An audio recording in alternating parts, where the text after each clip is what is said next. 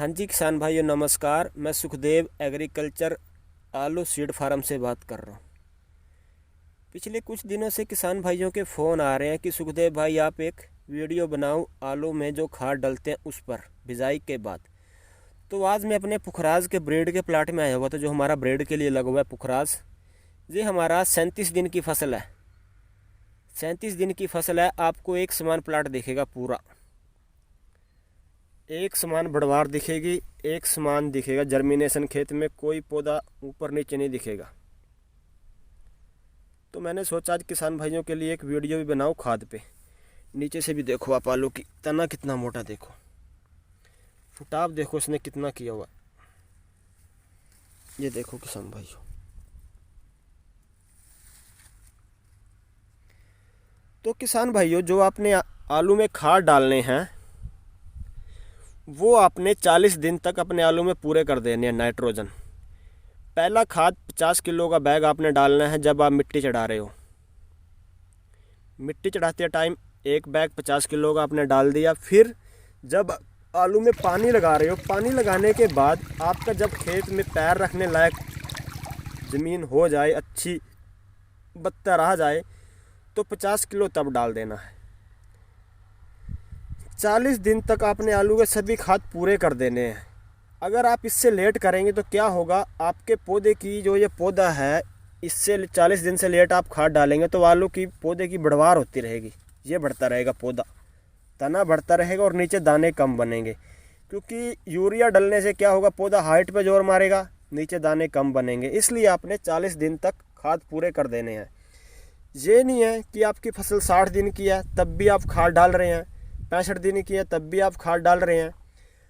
और अगर आपका बीज अच्छा है और आपकी फसल की बढ़वार अच्छी हो रही है, उसके हिसाब से भी खाद बहुत कुछ डिपेंड करते हैं कि फसल की बढ़वार के हिसाब से भी खाद डलते हैं।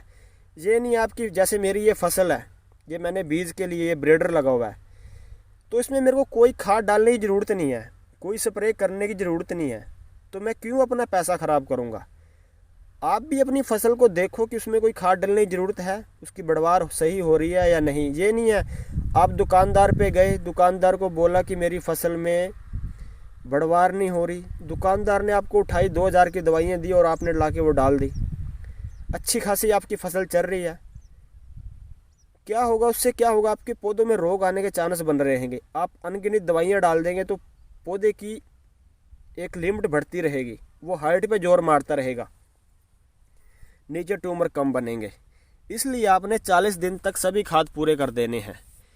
दूसरी बात, जब आपका आलू 1 महीने का है, जैसे मेरा ये आलू आज 38 दिन का है, तो ये हमारा तो ब्रीड के लिए लगा हुआ है। हमने इसमें कोई खाद डालना भी नहीं, कोई हमने इसमें कुछ नहीं करना। नाइट्रोजन हमने देनी भी नहीं इसको, क्योंकि नाइट्रोजन अधिक देने से, ज़्यादा देने से क्या होता है, फसलों में रोग ही आते हैं। और रोग आने से फिर क्या होगा, जब हमारी फसल में रोग आएंगे, पहले दुकानदार ने हमारे से यूरिया डलवा दिया अधिक, फिर हमारी फसल में रोग आ गया, फिर उसी दुकानदार ने हमारे को बोला कि ये स्प्रे करो, ये डालो, वो डालो, फिर वो रोग एक बार आ गया तो कोई चांस नहीं है कि आप उसको कंट्रोल कर लो। इसलिए खादों पे ही आपने देखना है, मेन चीज़ आपकी खाद है। दूसरी बात, आपका जब बीज अच्छा होगा, मैं बार बार बोलता हूँ, बीज अच्छा होगा तो आपको 1000% अच्छी पैदावार मिलेगी। अगर बीज आपका अच्छा नहीं होगा तो दुनिया की ऐसी कोई दवाई नहीं बनी, ऐसा कोई खाद नहीं बना जो आपको अच्छी पैदावार दिलवा सके। सिर्फ आपका एक मेन चीज़ है बीज। बीज अच्छा है तो आपको पैदावार 100% मिलेगी। दूसरी बात, जब आपकी फसल 30 दिन की है तो आपने क्या करना है, 1 किलो NPK 19-19 और 500 ग्राम मैनकोजेब 75% WP, इन दोनों को अलग अलग घोल लेना है। अलग अलग घोलने के बाद इनको फसल पे स्प्रे करना है। 19-19 से क्या होगा, आपकी फसल में नाइट्रोजन की पूर्ति हो जाएगी। वो सीधा पौधे के ऊपर डालेंगे, सीधा पौधे में अंदर जाएगा। जितना 50 किलो का बैग डाल रहे हो उतनी नाइट्रोजन आप 1 किलो से पूर्ति करा सकते हो नाइट्रोजन की। और जो मैनकोजेब 75% WP आता है, उससे क्या होगा, किसान भाइयों को अच्छे बीज ना मिलने से ठंड पड़ेगी तो फंगस आने के, ब्लाइट आने के चांस बने रहेंगे।